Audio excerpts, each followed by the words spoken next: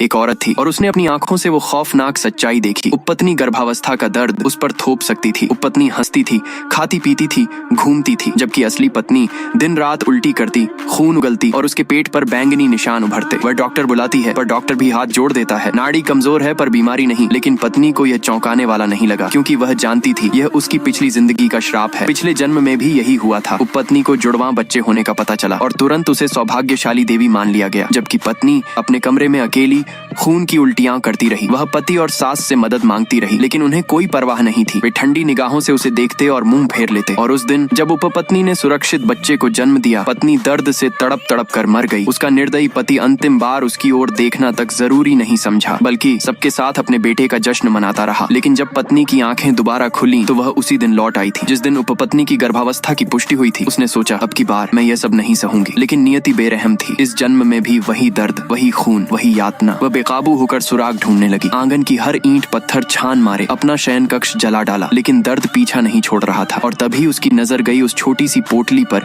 जो उपपत्नी की कमर से लटक रही थी। याद आया, पति ने ही दोनों औरतों को ऐसी पोटलियां दी थी। कहता था, ये जड़ी बूटियां शरीर को ताकत देती हैं, और जबरदस्ती उन्हें दिन रात पहनने को कहा था। पत्नी को शक हुआ। उसने उपपत्नी से लड़ाई में पोटली छीन ली। दोनों पोटलियों को डॉक्टर से जांच करवाया और सच्चाई सामने आई। उपपत्नी की पोटली भरी थी गर्भ सुरक्षात्मक जड़ी बूटियों से, लेकिन पत्नी की पोटली में ऐसी ठंडी औषधियां थीं जो किसी भी औरत की कोख उजाड़ सकती थी। फिर भी यह जवाब अधूरा था, क्योंकि ये दवाएं उसकी कोख तो बर्बाद कर सकती थी, लेकिन दर्द का आदान प्रदान नहीं कर सकती थी। तभी उसने पैटर्न नोट किया। हर बार जब उपपत्नी खाती थी तभी उसकी हालत बिगड़ती थी। तो उसने फैसला किया, अगर दर्द का रिश्ता है तो वह इसे उल्टा करेगी। उसने ठंडी चाय मंगवाई और जैसे ही उपपत्नी ने मिठाई खाई, पत्नी ने वह ठंडी चाय पी ली। नतीजा चौंकाने वाला था। कुछ ही पलों में उपपत्नी पेट पकड़कर चीख उठी।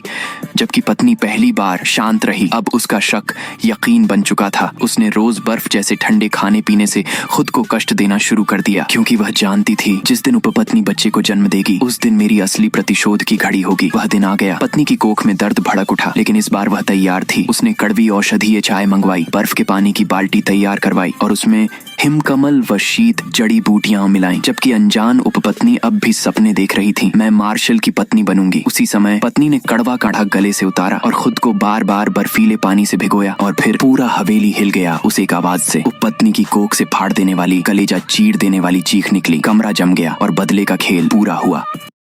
एक औरत थी और उसने